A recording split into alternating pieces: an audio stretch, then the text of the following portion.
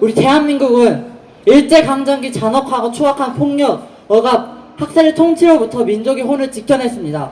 대한민국은 전쟁 이후 폐허 같은 땅 위에서 끝없는 노력과 헌신으로 산업화, 경제발전을 이뤄냈습니다. 대한민국은 부당하고 억압적인 독재 권력에 저항하고 투쟁하며 자유와 평등, 민주주의를 얻어냈습니다. 그리고 이 모든 바탕에는 바로 언제나 그 자리에서 열심히 일하고 살아가는 우리 노동자 시민이 있었습니다. 평범한 99%의 사람들의 독립, 산업화, 민주화를 향한 열망덕으로 현재의 대한민국이 있을 수 있었습니다. 저는 역사책에서, 학교에서, 가정에서 이렇게 우리와 같은 평범한 사람들이 우리나라의 위대하고 고귀한 변화를 이뤄낼 수 있었다고 배웠습니다. 그러나 10대 중반 사춘기 때에 들어설 즈음 저는 우리나라가 마냥 대단한 것이 아닌 오히려 수많은 적폐와 불평등, 차별과 억압, 폭력들로 가득한 지옥같이 고통스럽고 잔혹한 나라가 되어가고 있다는 것을 깨닫게 되었습니다. 부패한 정치 권력과 자본 권력이 우리 모두의 삶을 점점 조아매고 다스리고 있었습니다. 청소년과 청년들은 이 나라를 헬조선이라 부르기 시작했습니다. 국가의 경제는 저성장의 늪에 빠지게 되었고 99% 사람들의 살림살이는 점점 힘들어졌습니다. 민주주의의 근본과 원칙은 권력에 의해 흔들려졌으며 생명과 안전은 돈보다도 못한 것이 되었습니다. 사람들의 노동은 정당한 가치를 잃게 되었고 교육은 입시 경쟁과 취업 경쟁의 수단이 되었습니다. 남북 관계는 점점 평화와 공존으로부터 멀어졌으며 사람들의 인권과 자유와 행복은 지켜지지 않았습니다. 청년들은 많은 것을 잃으며 치열한 경쟁만을 하게 되었으며 젊음의 낭만과 따뜻한 가정은 상상하기 힘든 것들이 되었습니다. 은퇴 후의 노후는 차가움, 가난함만이 가득해졌고 저녁이 있는 여유로운 삶은 헛된 사치와 희망이 되어갔습니다. 온갖 차별, 불평등, 폭력, 억압이 사회를 지배했고 1% 금수저 계층의 독점과 갑질들이 점점 심해졌습니다. 제가 자랑스러워했고 우리가 자랑스러워했던 대한민국은 점점 말 그대로 지옥이 되어가고 있었습니다. 헬조선이 되어가고 있었습니다.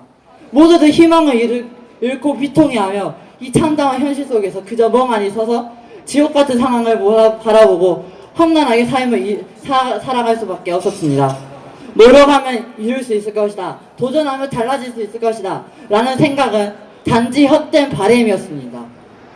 이러한 상황은 박근혜 정권이 들어선 이후 더욱더 심각해지고 더욱더 혼란스러워졌습니다. 박근혜 정권에서 생명, 자유, 안전, 인권, 평화, 행복, 정의란 사라졌고 오로지 통제, 억압, 불통, 부정, 부패, 독재, 위기만이 남게 되었습니다. 박근혜 정권 4년 모든 사람들이 이 지옥에서 더욱 힘들어하고 슬퍼했습니다. 2014년 4월 16일 세월호가 바닷속으로 침몰해가며 304명의 생명이 차디차 바다에서 생명을 잃어간 7시간 동안 대통령은 행정을 감췄고 제대로 된 구조 지시를 내리지도 않았습니다. 정부는 사람들을 제대로 구해내지도 못했고 대형 참사 앞에서 그저 무능했을 뿐입니다. 하지만 박근혜 정권은 세월호 참사의 비극을 기억하려는 시민들의 행동을 가로막았고 유가족과 특조위의 제대로 된 조사를 방해하며 세월호의 진실을 가리려 했습니다. 생명과 안전을 무시하는 행태들은 메르스 사태와 영남권 지진 사태에서도 이어졌습니다. 국가의 도움이 정말로 필요한 그 순간에 국가는 존재하지 않았습니다. 누구의 생명도 안전하게 지켜지지 않았고 사람들은 그저 불안과 절망에 빠졌습니다. 정권에 항의하며 시위했던 백남기 농민이 과잉 진압과 국가 권력에 의해 사망하였을 때도 정부는 그 어떠한 사과도 하지 않은 채 오히려 사인을 왜곡하며 자신들의 잘못을 감춰하려 했습니다. 또한 박근혜 정권은 역사 교과서를 국정화하는 매우 시대착오적이고 권위주의적인 정책을 펼쳐 우리 청소년들에게 편향적이고 획일화된 가치관을 주입시키려 하고 있습니다. 헌법에 분명히 명시된 대한민국 임시정부의 개통을 부정하고 부인하는 등 극우적인 이념으로 역사이동을 행하려 했고 심지어 최종적이고 불가역적이라는 한일 위안부 협정을 통해 일본군 위안부 할머니들의 명예를 훼손하고 제대로 된 과거사 사과와 보상이 이루어지지 않게 하였습니다. IMF 이후 최대의 실업률, 한없이 스펙과 경력을 쌓는 우리 청소년들과 청년들에게 주어지는 좋은 일자리는 매우 한정적이었고 오직 비정규직 알바만이 지속되었습니다. 최저임금은 결코 7,000원 이상으로 오르지 않아 수많은 청년들이 최소한의 생계를 유지하기도 힘들었습니다. 가난한 청년들의 반지하, 옥탑방, 고시원 생활은 나아지지 않았으며 청년들은 절망 속에서 청춘을 보내야 했습니다. 그리고 청소년들 역시 그러한 절망을 바라보며 아주 고통스러워했습니다. 대학의 반값 등록금 공약은 지켜지지 않았고 오히려 프라임 사업으로 자본이 학문을 다스리게 만들었습니다. 박근혜 정권에서 규제 하나라는 미명하에 이뤄진 재벌 대기업들의 무분별한 독점과 길거리 상권 장악으로 대다수의 자영업자들과 중소기업들은 힘겨운 생활을 하게 되었습니다. 또 정권은 노동자들의 기본적인 노동권을 처참하게 침해하며 노동조합을 무시했습니다. 노동계약을 통해 열악한 대우를 받는 수많은 비정규직을 양산하고자 하였고 제대로 된 사회 안정망도 마련하지 않고서 쉬운 해고를 가능하게 만들었습니다.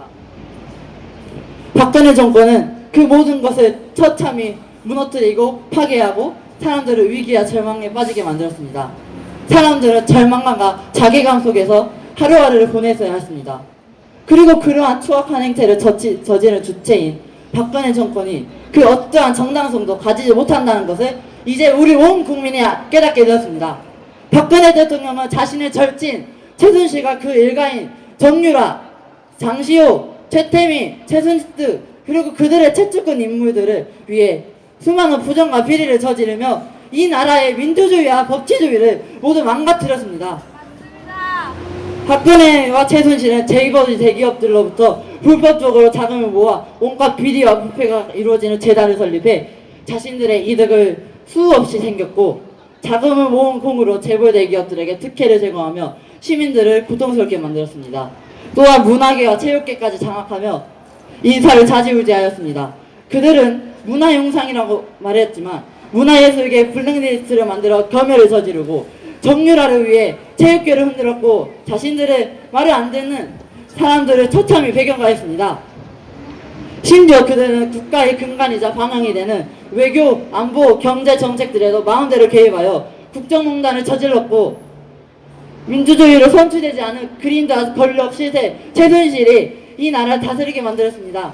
하지만 우리의 길라임 박근혜 대통령은 그 과정을 방관하며 오히려 그들로부터 도움을 계속 받아왔습니다. 절대로 있을 수 없는 일들이 이 지옥 같은 나라에서 최근 몇 년 동안 계속 발생하고 있습니다. 박근혜와 최순실 그들의 눈에는 국민들이란 존재하지 않았고 권력을 사유화하며 국가를 붕괴시켰습니다. 도대체 이런 상황에서 우리들이 사랑하고 자랑스러워해야 할 국가란 무엇이란 말입니까? 국가의 주인인 우리들의 생명, 자유, 안전, 인권, 평화, 행복, 정의 그리고 민주주의는 도대체 어디로 사라진 것입니까? 도대체 어디까지 분노하고 슬퍼해야 이 지옥에서 벗어날 수 있는 겁니까? 누구지 막으니까 야물 떨치다! 더 이상 가만히 서서 침묵하고 순종하지 않겠습니다. 저는 이번 촛불 집회가 저의 인생 최초의 촛불 집회이고 이 발언이 최초의 발언입니다. 저는 이 순간을 분명하게 기억하고 이 순간을 사랑하고 있다는 것을 저희 친구들과 저희 아들딸들에게 분명히 알리도록 할 것입니다. 우리 시민들이 만들어냈던 그 영광스러운 역사들을 다시는 무시하고 부정하지 않도록 일어설 것입니다. 우리의 목소리와 우리의 촛불은 더 크고 강력하게 박근혜 정권에게 성할 것입니다. 그리고 그 목소리와 촛불들은 누구의 말처럼 절대로 꺼지지 않을 것입니다.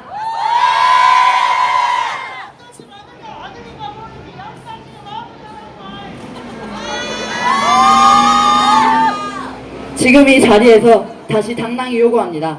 다시 대한민국을 사랑하고 자랑스럽게 여길 수 있게 해주십시오. 다시는 우리 청소년들과 청년들이 이 우리 대한민국을 헬조선이라 부르지 않도록 우리나라를 정말로 아름답게 만들어 주십시오. 박근혜는 지금 당장 되지 않아!